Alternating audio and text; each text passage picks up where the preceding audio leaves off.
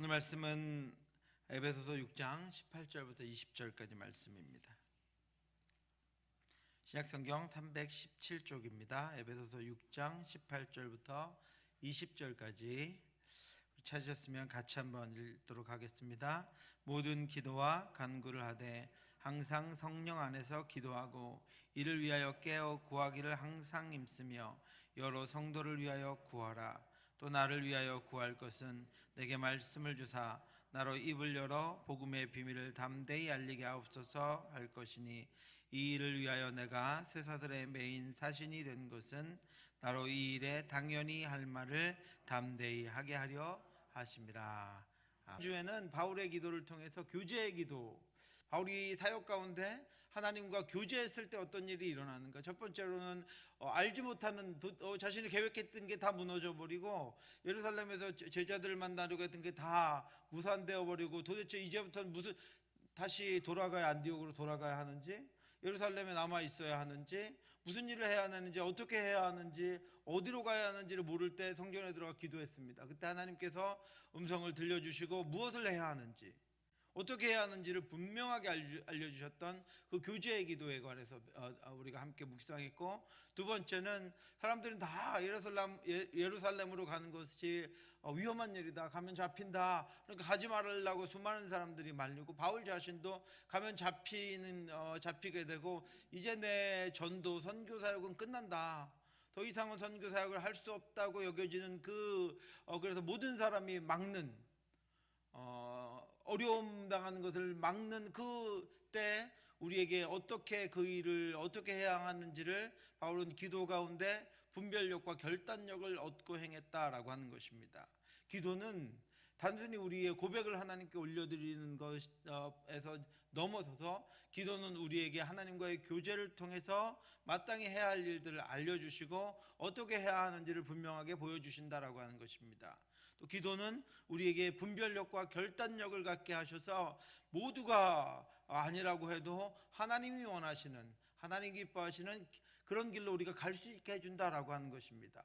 여러분, 저와 여러분들이 기도할 때 하나님이 분별력과 결단력을 주시고 하나님과의 깊은 교제를 통해서 내가 이 순간 무엇을 해야 하는가, 내가 이 순간 어디로 나아가야 하는가를 분명히 알게 해주시기를 주님의 이름으로 축원합니다.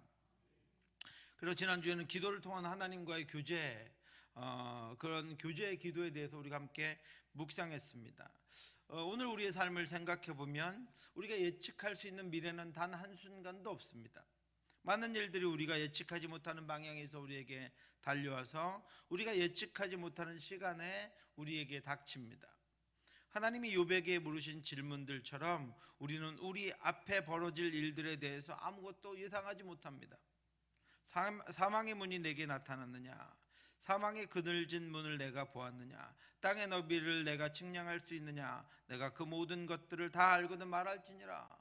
하나님의 이 질문 앞에 욥은 입을 다물었습니다. 내가 이제까지 알지 못하고 말했습니다. 다 취소합니다. 쓸데없는 말을 했습니다. 다 취소합니다. 내가 귀로 들었던 하나님을 이제야 보았습니다라고 욥이 고백한 것이 바로 이것입니다. 한 치 앞도 우리는 알 수 없고 한 치 앞도 우리는 예상할 수 없다라고 하는 것입니다.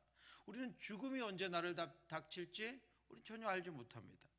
나의 생의 시작도 우리는 알지 못하고 시작했고 나의 생의 끝도 우리는 알지 못하고 지금 나아가고 있습니다. 알고 있으면 대답하라고 하나님이 우리에게 아무리 시간을 주셔도 우리는 대답할 수 없습니다. 알지 못하기 때문입니다. 바울도 그랬습니다. 초기 복음 전도를 위해 성령이 이끄시는 대로 알지 못하는 땅으로 알지 못하는 사람들에게 나아갔습니다. 그래서 그 알지 못하는 암흑을 뚫고 사역하기 위해서 바울은 기도했습니다. 기도는 바울의 길을 비춰주는 등불이었습니다. 오늘 저와 여러분들도 똑같습니다. 바울과 시대만 다를 뿐 우리도 알지 못하는 때에 알지 못하는 것으로 알지 못하는 사람들을 향하여 나아갑니다. 그러므로 저와 여러분들에게도 기도가 필요하다라고 하는 것입니다. 바울은 처음 복음 사역을 시작할 때도 기도로 그의 길을 비추는 등불을 켰습니다.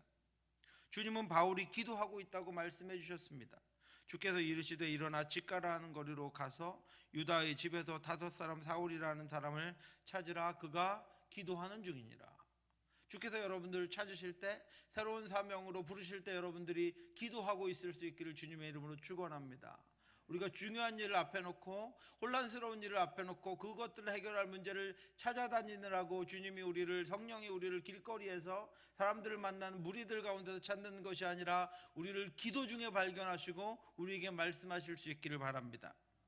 이후에도 바울은 끊임없이 기도합니다. 성경에는 바울이 사역의 현장에서 예상하지 못하는 어려운 일들을 당했을 때 기도로 하나님을 만나고 기도로 하나님의 말씀을 듣고 하나님의 인도하심을 받은 것을 기록하고 있습니다. 이런 증거들을 통해서 우리는 바울이 그 암흑의 길을 어떻게 갈 수 있었는가 하는 것들을 알게 되었습니다.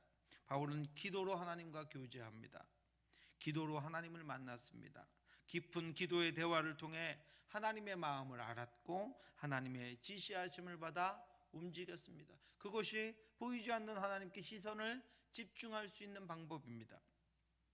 그래서 그의 길은 곧 하나님의 길이었고 그의 행함은 하나님의 일하심이었습니다.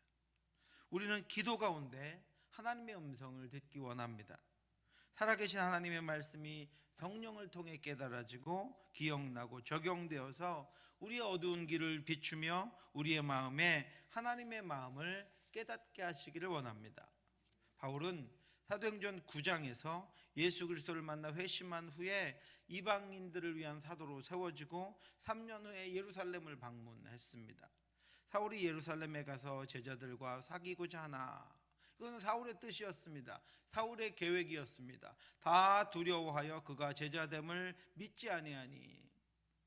바울은 이제 자신도 그리스도인들을 핍박하는 자가 아니라 예수 그리스도의 복음을 위해서 세워졌음을 알리기 위해서 사도들을 만나고자 예루살렘으로 올라갑니다. 계획을 가지고 올라갔는데 아무도 바울을 만나주지 않습니다.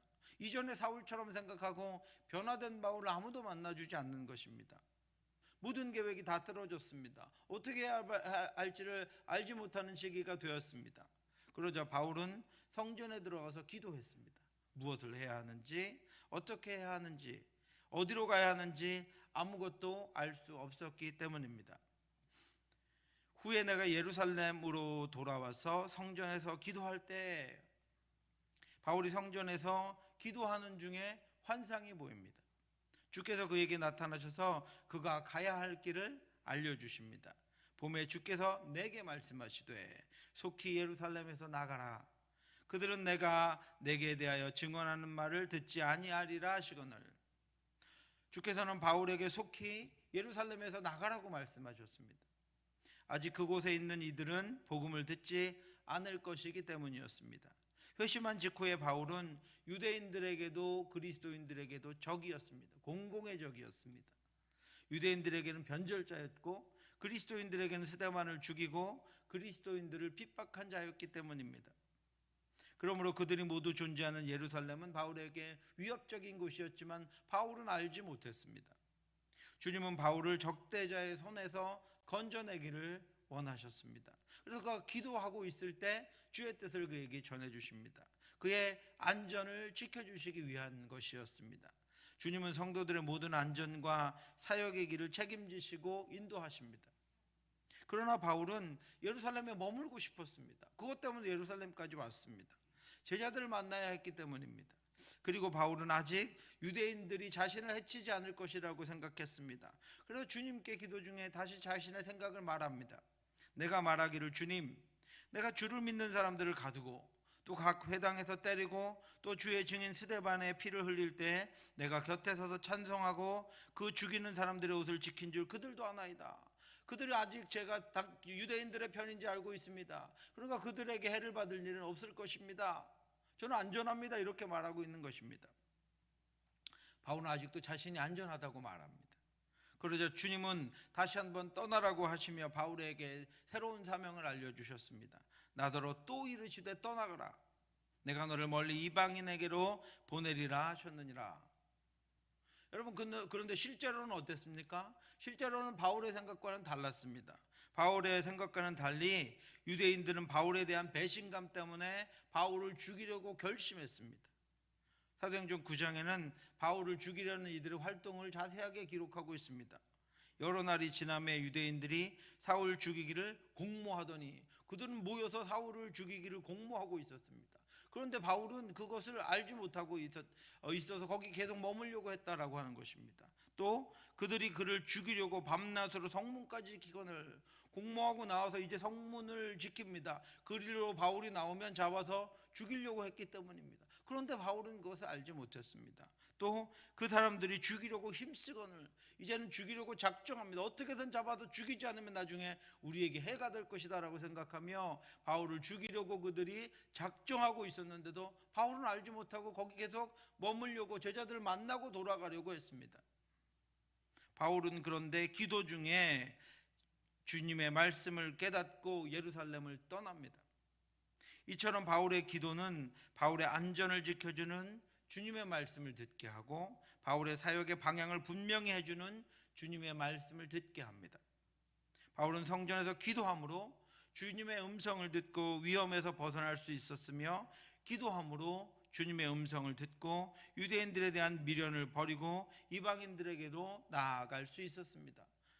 오늘날 이렇게 바울처럼 직접 주님의 음성을 듣지 못해도 여러분, 우리가 우리의 살아가면서 무엇을 결정하고 진행하는데 기도하지 않으면 바울과 같이 내 생각, 내 판단대로 하게 된다라고 하는 것입니다.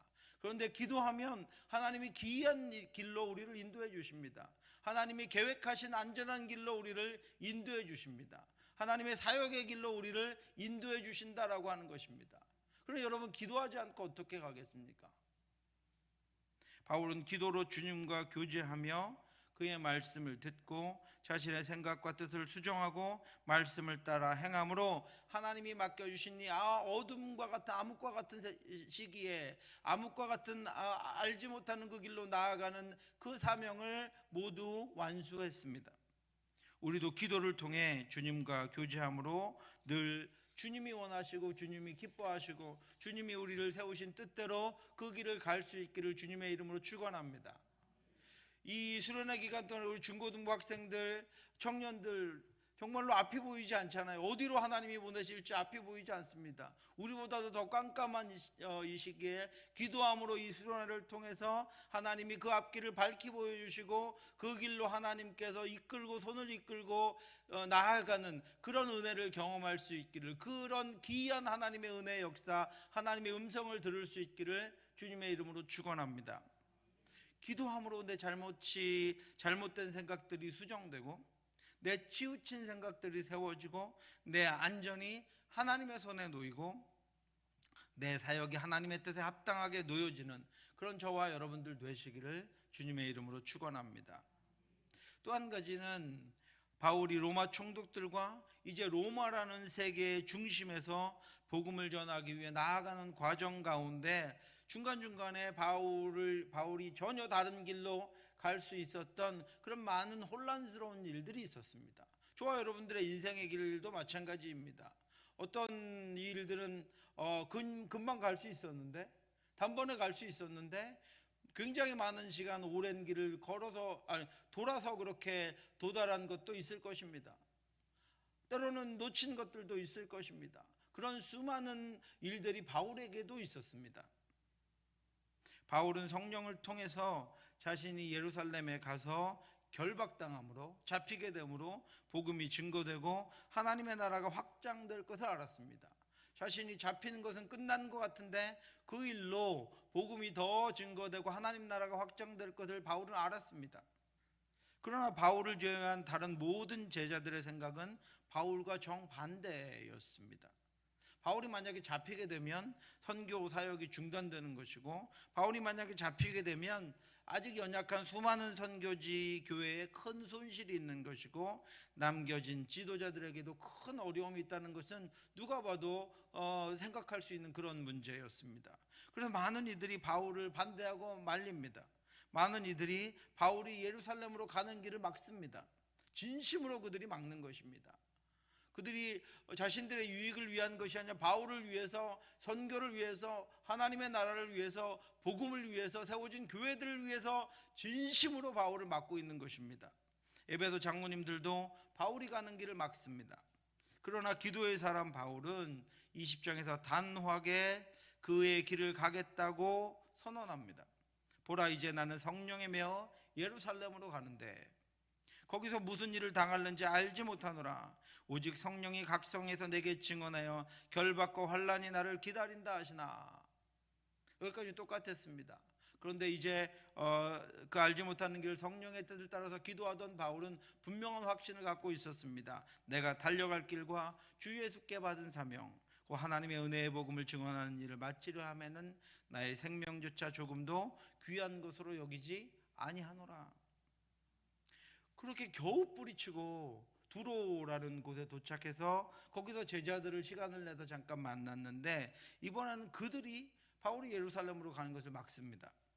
제자들을 찾아 거기서 이래를 머물더니 그 제자들이 성령의 감동으로 바울더러 예루살렘에 들어가지 말라 하더라. 이 여러 날을 지나는 우리가 떠날새 그들이 다 그 처자와 함께 성문 밖까지 전송하거늘 우리가 바닷가에 무릎을 꿇어 기도하고 서로 작별한 후 우리는 배에 오르고 그들은 집에 돌아가니라. 그들이 성령의 감동을 받아서 예루살렘에 가지 마십시오, 이렇게 바울을 막습니다. 그러고 나서 기도하고 난 다음에 어떻게 바뀌냐면 하나님의 뜻대로 하실 것입니다. 그리고 그들은 자리로 돌아가고 바울은 예루살렘으로 나아갑니다. 바울은 이렇게 수많은 이들로부터 예루살렘으로 가지 말라는 말을 들었습니다.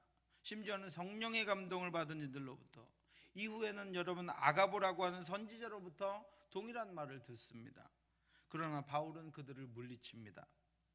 바울은 기도하고 있었고 기도 중에 확신이 있었습니다. 이런 결정들, 우리가 사역을 감당하며 우리의 인생을 가는 결정들, 과정 가운데 생기는 결정들에도 기도가 바울에게 있었고 우리에게 기도가 필요합니다.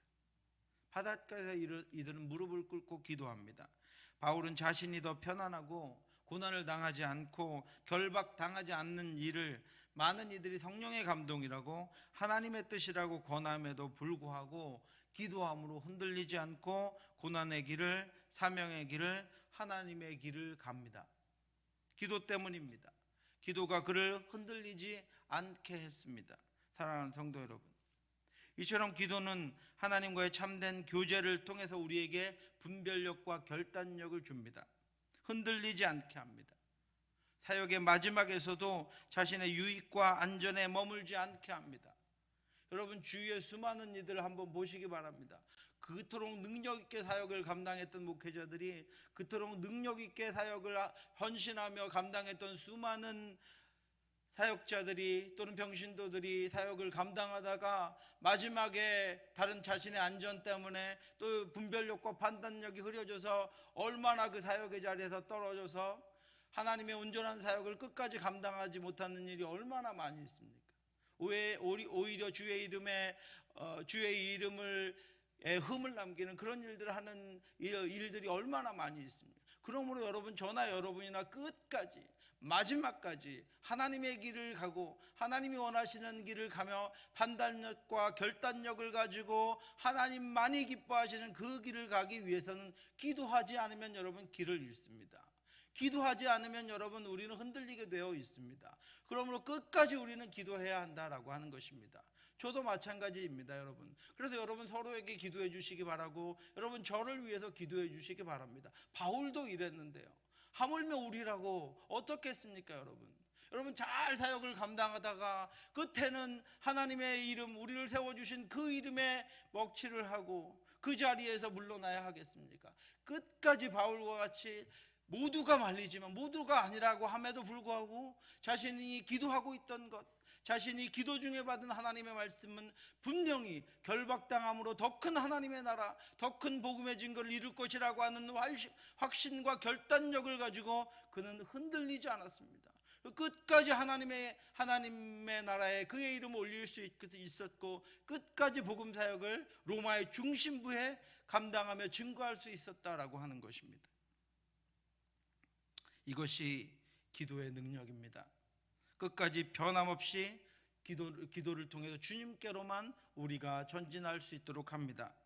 우리의 기도가 이처럼 온전한 하나님의 사람으로, 사역자로, 사명자로 우리를 세워 끝까지 주님께서 원하시는, 이끄시는 그 길로 순종하며 나아가게 하시기를 주님의 이름으로 축원합니다. 기도함으로 저와 여러분들이 끝까지 그 일을 감당하고 하나님께 잘하였다다 착하고 충성된 종아라는 칭찬을 받을 수 있기를 주님의 이름으로 축원합니다. 그리스도인들은 예수 그리스도를 믿음으로 예수 그리스도와 함께 살며 복음을 들고 예수 그리스도를 전하는 이들입니다. 그러므로 그리스도인들인 저와 여러분들에게는 본분이 있습니다. 마땅히 해야 할 일이 있다라고 하는 것입니다. 선생님들이 학생들을 가르치는 것은 선생님들의 본분입니다. 부모가 자녀를 키우는 것은 부모의 본분입니다. 군인이 나라를 지키는 것은 군인의 본분입니다. 이처럼 이 땅을 살아가는 이들에게는 자신이 처한 상황에서 감당해야 될 본분이 있습니다. 여러분, 그리스도인들도 본분이 있습니다. 어떤 것입니까? 가장 중요한 것은 우리가 복음으로 하나님의 흠없는 자녀가 되었으니 하나님의 자녀로 살아가는 것입니다. 하나님의 자녀가 되었음에도 불구하고 여전히 사탄에 붙잡혀 죄의 자녀로 살아간다면 그것은 본분을 잃은 것입니다. 복음으로 하나님의 자녀가 되었음에도 불구하고 율법의 노예가 되어서 살아간다면 그것은 본분을 잃은 것입니다. 그런데 이스라엘 백성들은 본분을 잃었습니다. 하나님을 알았지만 하나님과 함께하지 않았고 말씀대로 살지도 않았습니다. 하나님을 알되 하나님을 영화롭게도 아니하며 감사하지도 아니하고 오히려 그 생각이 허망하여지며 미련한 마음이 어두워졌나니, 하나님의 자녀임에도 불구하고 생각이 허망하여지고 미련한 마음 때문에 어두워졌습니다. 본분을 잃은 것입니다. 하나님의 자녀로 말씀대로 살아가는 것은 말씀을 통해 우리를 구원해 주시고 우리를 이 땅 가운데 살게 하시는 하나님의 자녀의 본분입니다. 또 다른 본분은 예수 그리스도가 그 피로 우리의 죄를 거룩하게 씻기시고 구원하신 복음으로 하나님의 자녀가 되었으니 거룩하게 살아가는 것이 우리의 본분입니다. 너희는 이 세대를 본받지 말고 오직 마음을 새롭게 함으로 변화를 받아 하나님의 선하시고 기뻐하시고 온전하신 뜻이 무엇인지 분별하도록 하라. 이것은 여러분 부탁이 아닙니다. 명령입니다. 본분이기 때문입니다. 그리스도인들이 자신들을 구원하기 위해 속죄의 피를 십자가 가운데 다 쏟으신 예수 그리스도를 통해 거룩하심을 입었기 때문에 거룩하게 살아가는 것은 그 피로 구원받은 저와 여러분들 그리스도인들의 본분입니다. 또 다른 본분이 있습니다. 그것은 복음으로 말미암아 우리가 하나님의 자녀가 되었으니 복음을 증거하는 것은 그리스도인들의 본분입니다. 우리는 복음을 증거하는 것을 사역쯤으로 생각합니다. 오늘날 전도가 사역의 관점에서 해석되고 진행되고 있습니다. 그러나 전도는 사역이기 이전에 본분입니다. 전도하지 않는다면 이 땅에서 더 이상 그리스도인들이 존재할 이유가 없습니다. 선교는 본분입니다. 우리가 그 복음으로 말미암아 구원받았기 때문입니다. 우리가 그 복음의 혜택자이기 때문입니다. 복음으로 말미암아 우리가 영원한 생명을 얻었기 때문에 그 새로운 생명, 영원한 생명을 흘려보내는 것은 우리의 본분입니다.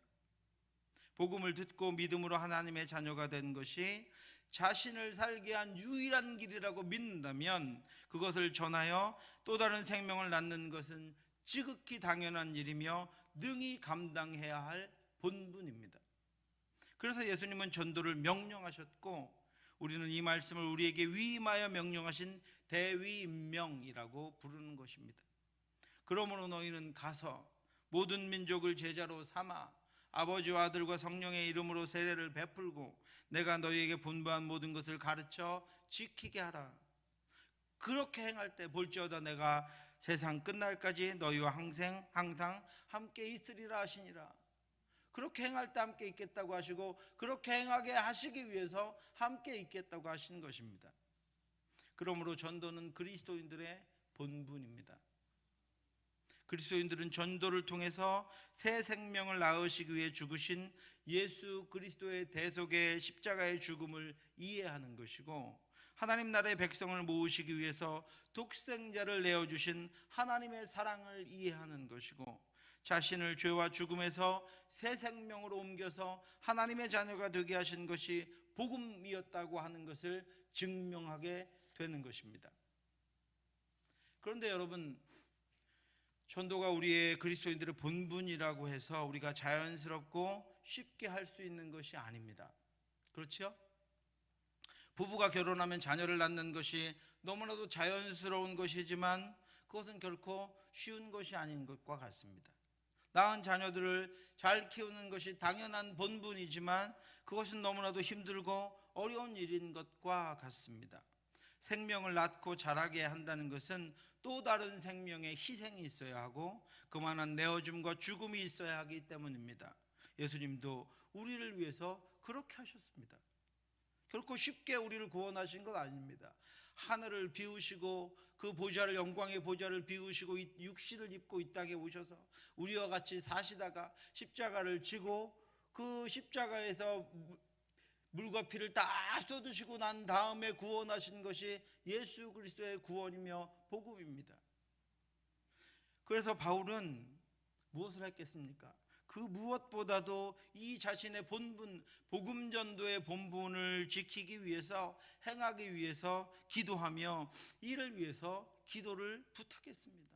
이것이 본분이기 때문에, 그런데 그것을 감당하기에는 너무나도 힘들고 어려운 일이기 때문에 늘 그것을 위해서, 복음 전도를 위해서 기도했으며 그 일을 감당할 수 있게 해달라고 성도들에게 기도를 부탁했습니다.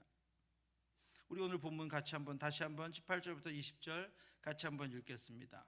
모든 기도와 간구를 하되 항상 성령 안에서 기도하고 이를 위하여 깨어 구하기를 항상 힘쓰며 여러 성도를 위하여 구하라. 또 나를 위하여 구할 것은 내게 말씀을 주사 나로 입을 열어 복음의 비밀을 담대히 알리게 하옵소서 할 것이니 이 일을 위하여 내가 쇠사슬에 매인 사신이 된 것은 나로 이 일에 당연히 할 말을 하게 하려 하심이라. 아멘. 바울은 기도와 관련된 단어들을 수없이 사용하면서 기도를 부탁합니다. 모든 기도, 간구, 성령 안에서 기도, 깨어 구하기를 위하여 기도하라. 나를 위하여 구할 것은 18절, 19절에 똑같은 기도라는 단어를 사용하면서 모두에게 기도를 부탁합니다. 너무나도 간절하기 때문이고 너무나도 필요한 기도이기 때문입니다. 이렇게 부탁하는 기도의 내용은 복음을 전하는 전도의 본분을 자신이 감당할 수 있도록 기도해 달라고 하는 것입니다. 이를 위해서 바울은 두 가지를 부탁합니다. 첫 번째는 나로 입을 열어 복음의 비밀을 담대히 알리게 하옵소서 할 것이니, 이 기도의 부탁으로 자신이 복음을 담대히 전할 수 있도록 기도해 달라는 것입니다. 오늘날에도 우리가 복음을 전하는 현장은 복음을 기쁘게 받아들이지 않고 오히려 배척하고 대적하는 환경입니다. 이 코로나 이후에는 더 심해질 것입니다. 바울의 시대뿐 아니라 초대 교부들의 시대나 이후의 대부분의 시대에서 복음은 배척의 대상이었고 복음 증거자들은 복음 때문에 온갖 박해와 환난과 어려움을 당하고 위협과 따돌림과 배척과 죽임을 당했습니다. 여러분, 터키에 가면 갑바도기아라고 하는 곳이 있습니다. 이곳에 가면 보이시죠? 혹시 가보신 분들이 있으시면 수많은 저런 산처럼 이렇게 솟아 있는 그런 동굴들이, 곳에 동굴들이 있습니다. 보이시나요? 잘 안 보이시나요? 한 장만 넘겨주시겠어요? 저렇게 굴을 파고 거기 높은 곳에 저렇게 살았습니다. 한 장만 더 넘겨주시겠어요? 저 안에 저렇게 살림을 차리고 저기 이렇게 도서관도 있고 학교도 있고 가정집도 있고 교회도 있고 아예 갑바도기아라고 하는 터키 중심부 동남부에 있는 광야입니다. 광야의 자연으로 되어 있는 저런 돌산 같은 곳에 저 돌을 파고 저 안에서 초대 그리스도인들이 살았습니다. 이곳은 박해를 피해서 정상적인 삶을 살지 못하고 광야로 나가서 동굴을 파고 살아야 했던 초기 그리스도인들의 삶을 고스란히 보여주고 있습니다. 현재 이곳에는 600개가 넘는 동굴 교회들이 보존되어 있습니다. 개인집들만 아니고 저기 중간중간 한 번 더 보여주시겠어요? 네, 저렇게 성화가 안에 돌에 성화를 그려놓고 교회들을 만들어 놓았습니다. 교회만 한 600개 정도가 저곳에 존재합니다. 수많은 이들이 저 광야로, 갑바도기아라고 하는 광야로 피해서 거기서 신앙을 지키기 위해서 함께 공동생활을 하면서 교회에서 예배드리고 하던 생활을 했던 곳이 갑바도기아라고 하는 곳입니다. 조금 더 갑바도기아에서 가면 데린구유, 깊은 우물이다라고 하는 데린구유라고 하는 곳이 있습니다. 넘겨주시겠어요? 네, 여기 데린구유를 들어가는 입구입니다. 이 데린구유는 저렇게 그래도 돌산에 동굴에 들어가면 적들의 눈에 띄입니다. 로마가 이렇게 침공해 오면, 잡으려고 오면 멀리 도망갈 수가 없기 때문에 잡히게 됩니다. 그래서 땅굴을 이번에는 팠습니다. 그래서 저기는 땅굴을 들어가는 입구, 또 나오는 출구입니다. 이렇게 땅 밑에 존재하고 있는데, 하나 더 넘겨주시겠어요? 네, 저 안에 가면 저렇게 터널처럼, 개미굴처럼 깊은 우물이라고 이름이 붙여져 있는데, 저렇게 수 킬로가 되는 길들이 뚫려 있습니다. 이렇게 어떤 곳은 기어서 가야 하고, 어떤 게 너무 좁아서, 아마 그때는 제가 지나갔었는데 지금은 좀 이렇게 불어가지고 배가 좀 나와서 못 지나갈 것 같은데, 사람이 채 지나가기도 어려운 그런 동굴을 팠는데, 동굴의 모양은 대체로 이렇습니다. 한 장 더 넘겨주시겠어요? 저렇게 개미굴 보셨죠? 실제로 저 중에 제일 긴 곳이 9km 정도 됩니다.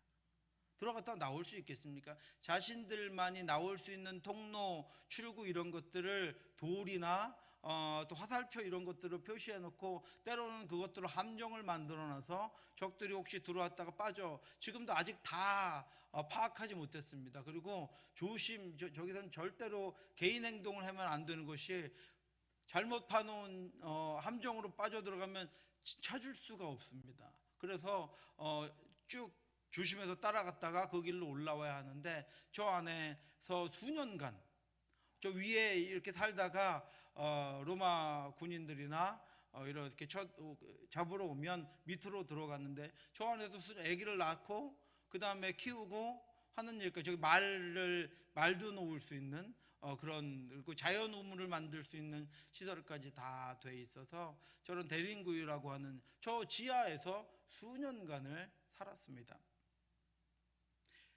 그런 동굴들을 미로처럼 만들고, 수많은 함정과 통로들을 잃어버리지 않도록 화살표를 통해서 표시해두고, 돌들을 통해서 표시해 두었습니다.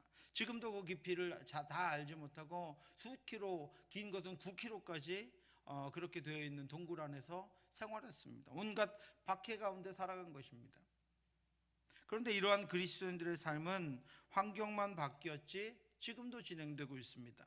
앞으로는 더 악하고 거짓된 세상이 되어서 생명을 내놓는 담대함이 없다면 그리스도인으로서 복음을 전하며 살 수 없을 것입니다. 본분을 감당하며 살 수 없을 것입니다. 그래서 바울은 자신이 복음을 전하기 위해 담대할 수 있도록 기도해 달라고 부탁합니다. 두 번째는 나로 이 일에 당연히 할 말을 하게 하려 하심이라, 이렇게 말합니다. 복음 전하는 것을 본분으로 여기고, 당연히 해야 될 말을 당연히 해야 될 시기에 내가 꺼리지 않고 주저하지 않고 변하지 않고 전할 수 있도록 기도해 달라고 부탁하는 것입니다. 사랑하는 성도 여러분, 바울은 우리가 너무나도 당연하다고 생각하는 본분인 복음 전도를 위해서 기도를 부탁합니다. 담대하게 그리고 당연하게 전할 수 있도록 기도를 부탁합니다. 이처럼 바울은 자신이 그리스도인으로 감당해야 할 지극히 당연한 것들을 위해서도 빠짐없이 기도하고 기도를 부탁했습니다. 바울하면 전도잖아요. 바울에게 전도는 너무나 쉬울 것 같고, 그가 일생을 해온 일이고, 바울에게 전도를 빼면, 선교를 빼면 아무것도 아닌데, 그럼에도 불구하고 바울은 그 일을 위해서 기도를 부탁했고, 그 일을 위해서 자신도 기도했다라고 하는 것입니다. 모든 기도와 간구를 하되 성령 안에서 기도하고, 또 이르기를 위하여 깨어 구하기를 항상 힘쓰며 여러 성도를 위하여 구하라, 또 나를 위하여 구할 것은, 끊임없이 그는 이 일을 위해서 기도했습니다. 복음을 담대하게 당연하게 전할 수 있도록 기도하고, 빠짐없이 그것들을 감당할 수 있도록 기도를 부탁했습니다. 이 말씀을 통해서 우리는 우리 자신을 돌아보아야 합니다. 바울조차도 자신의 힘으로는 온전히 감당할 수 있는 일이 없다고 생각하고, 기도하며 기도를 요청했습니다. 그런데 우리는 우리의 본분들을 감당하고 우리의 삶을 그리스도인으로 온전히 살아가기 위한 기도를 얼마나 적극적으로 하고 있는지를 돌아보아야 합니다. 바울도 이럴진데 우리는 주일학교 교사로, 목자로, 헬퍼로, 목사로, 장로로, 권사로, 집사로, 전도의 임원으로, 그리고 부모로 얼마나 기도하고 있습니까? 바울만큼 우리에게 자신이 있어서입니까? 우리는 능히 감당할 수 있습니까? 본분으로 우리에게 주신 것들 지금 너무나도 잘 감당하고 있어서 우리의 기도가 약한 것입니까?